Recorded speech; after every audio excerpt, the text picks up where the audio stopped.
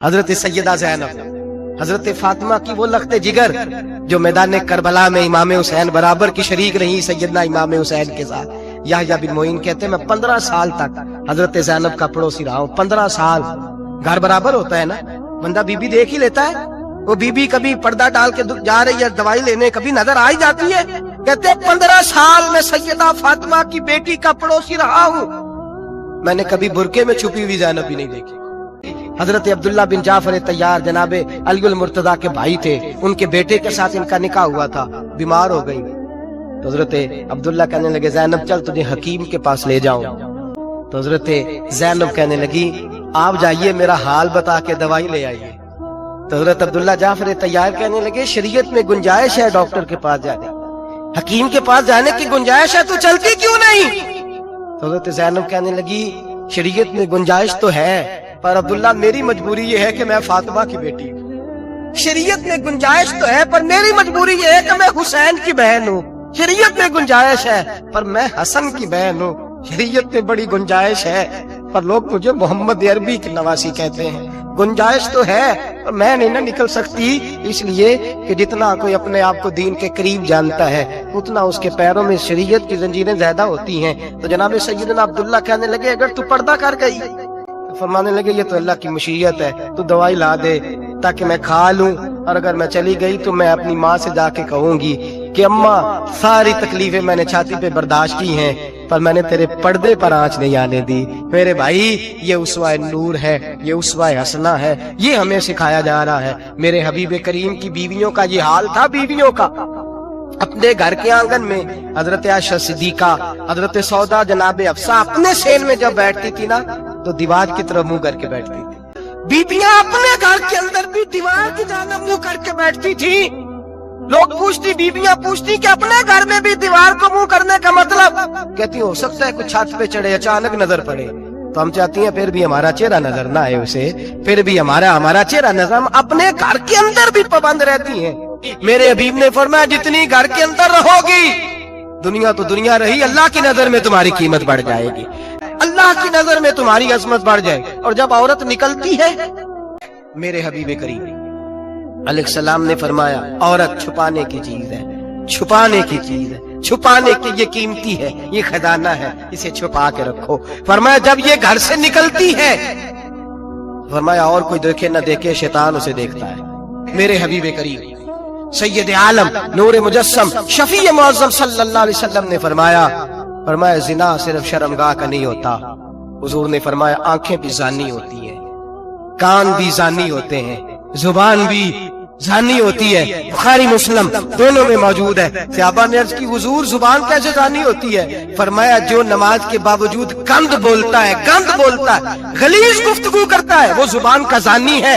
اور فرمایا جو روز گند دیکھتا ہے وہ جتنی مرضی تہجدیں پڑھے وہ آنکھ کا زانی ہے، اور جو گندی باتوں میں لذت محسوس کر کے سنتا ہے وہ جتنا مرضی روز اٹھ کے مسجد میں جھاڑو دے وہ کانوں کا زانی ہے۔ میرے نبی نے فرمایا آنکھ کا زنا بھی چھوڑ دو، کان کا زنا بھی، زبان کا زنا بھی۔ مسند امام احمد بن حنبل اٹھائیے، ایک صحابی نے عرض کی حضور نماز میں دل نہیں لگتا، میرا قرآن پاک میں دل نہیں لگتا، درود و سلام میں دل نہیں لگتا۔ آمنہ کے معصوم لال نے کیا جواب دیا؟ حضور نے فرمایا جا اپنی نظر جا کے پاک کر لے، اللہ کے نبی کا وعدہ ہے تیرا سجدے میں دل لگنے لگ جائے گا۔ جا اپنی آنکھ کو طہارت دے، وضو کرا، نظروں کو پاک کر، اللہ کے رسول کا وعدہ ہے تیرا قرآن پاک میں دل لگے گا۔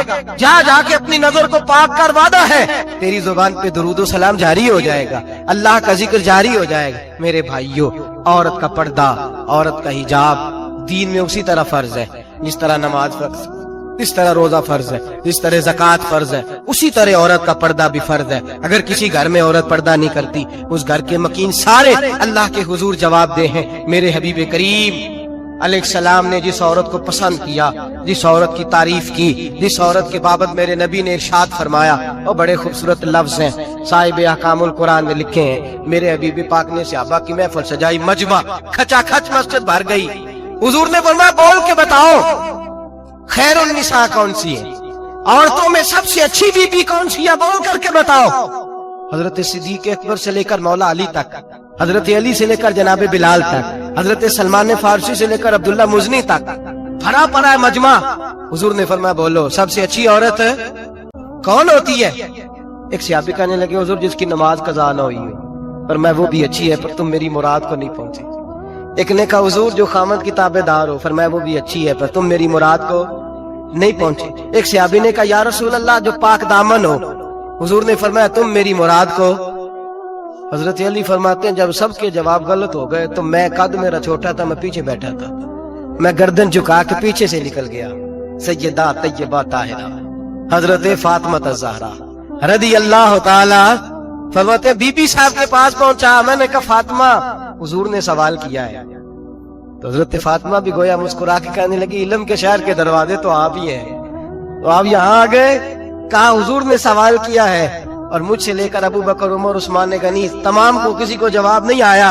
हुजूर ने पूछा बेहतरीन औरत कौन होती है? बेहतरीन खैरुन निसा, बेहतरीन बीबी कौन होती है? तो हजरत सैयदा फातिमा कहने लगी अली बड़ी सादी सी बात थी, सादी सी बात थी, समझ नहीं आई। का फातिमा बतला दो इतनी सादी है। तो हजरत फातिमा कहने लगी सबसे बेहतरीन औरत वो होती है न कभी गैर महरम ने वो बीबी देखी हो। अगले जुमले भी याद रखने, न कभी गैर महरम ने वो बीबी देखी हो।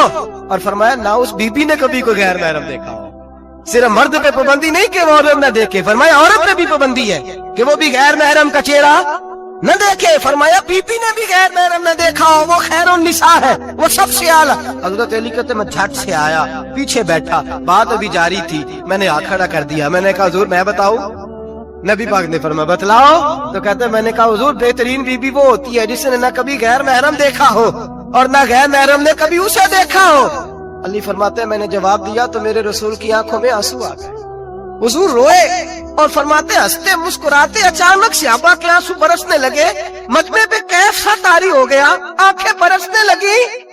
हम लोग हुजूर के रोने पर सख्ते में आ गए। नजर उठाई तो जवाब तो मैंने दिया था, तारीफ मेरी होनी चाहिए थी, शाबाश मुझे मिलनी चाहिए थी। मेरे हबीब ने रो के आंसू पूछ के फरमाया मैं तुम्हें कहता नहीं अल फातिमा तो बिदा तो मिन्नी, फातिमा वाकई मेरे जिगर का टुकड़ा है, फातिमा मेरे वजूद का हिस्सा है, मैं तुम्हें कहता नहीं रहता।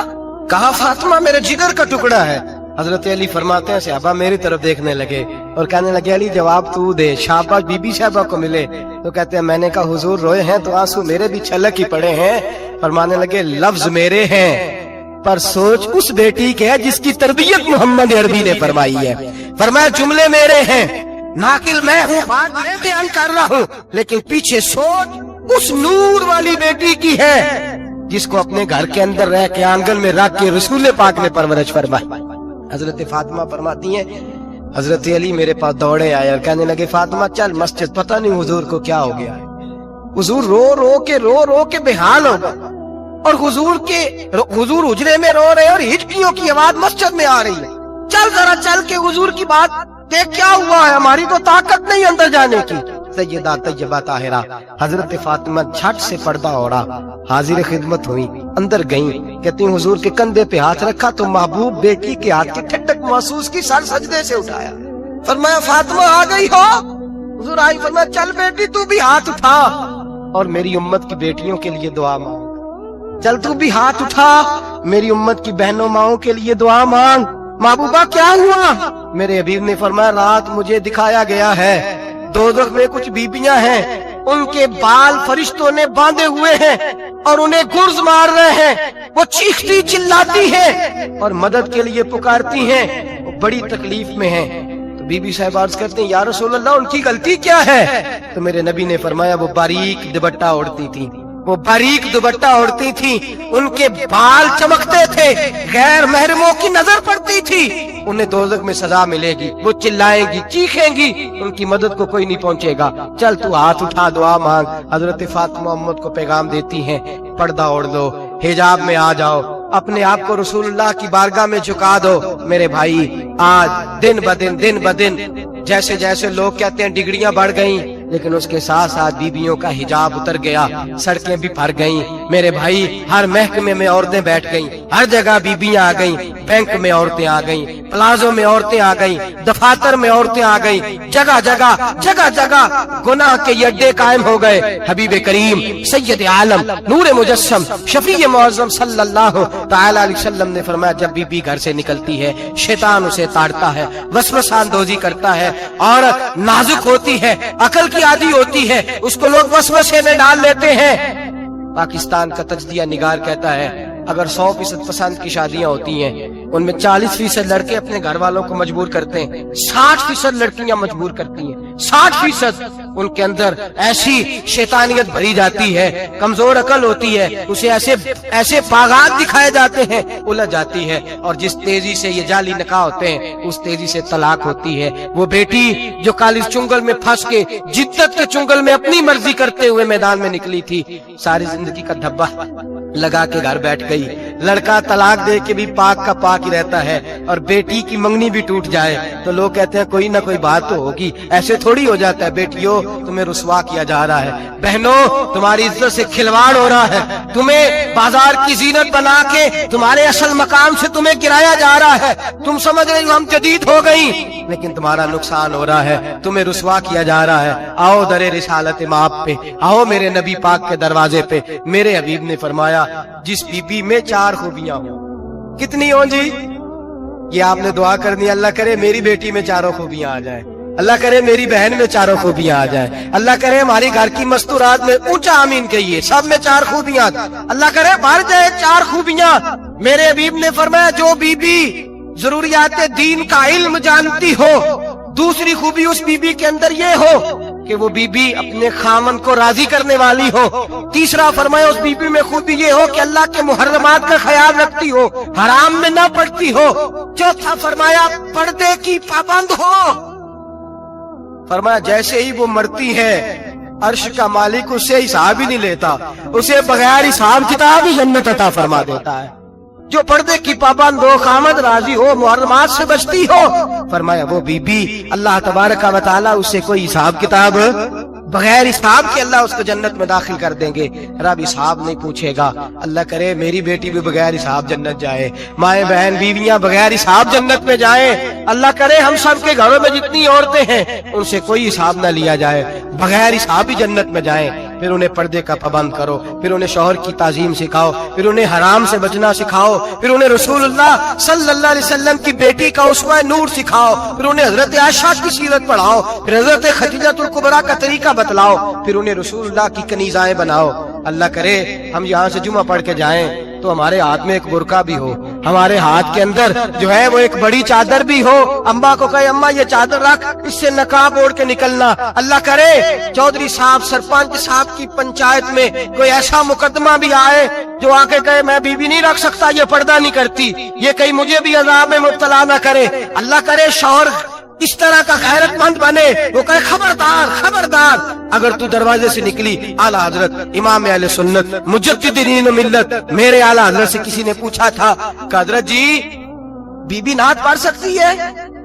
फतावा रज़विया की 14वीं जिल्द, बीबी मिलाद पढ़ सकती है? मिलाद? आला हजरत ने फरमाया अगर बीबी मिलाद पढ़ रही हो, नात पढ़ रही हो और उसकी आवाज गैर महरम के कानों तक जा रही हो, फरमाया उसे सवाब नहीं होगा, उसे हराम काम करने का गुनाह दिया जाएगा।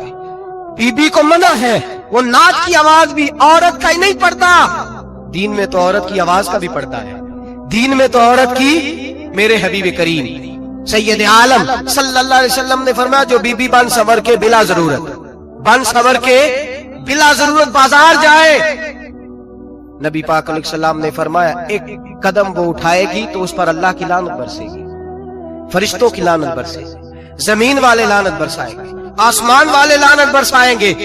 और मेरे हबीब बोले तो फरमाया जब अल्लाह की लानत बरसेगी तो मैं भी उस बीबी पे लानत ही करूंगा जो बीबी बन सवर के जाए। और आगे सुन ले, मेरे हबीब ने फरमाया अगर उसका खामद राजी हो, उसके बन सवर के बाजार जाने पे आप नाराज हो जाएं, अल्लाह करे इस बात पे हो ही जाए, और अल्लाह करे बदल जाए निजाम, जो खामद खुद मेकअप करा के तैयार करा के पार्टी में लेकर के जाए, जो सामने वाली फ्रंट सीट पे खुद बगैर नकाब के उसको बिठाए, जो मोटरसाइकिल की पुश्त पे खुद तैयार करा के बिठाए, और जो खुद कहे तो चली जाना, जा तू शादी भी तू देखा, भला काम भी तू करा, मैं आजाद हूँ। मेरे हबीब ने फरमाया जिसकी बीवी बन सवर के जाए, जिसकी बीवी मेकअप करके जाए, चेलम पे भी ब्यूटी पार्लर से होके जाती है, जिसकी बीवी बन सवर के निकले वो राजी हो, वो खुश हो। बाद ऐसे मना करते हैं, नाराज होते हैं, वो गुनाह सिर्फ औरत के जिम्मे है। लेकिन अगर औरत बन सवर के निकल रही है और खामद राजी है, वो कहता है हाँ हम मॉडर्न है, हम जदीद दौर के हैं, हाँ जिद्दत इसी का नाम है।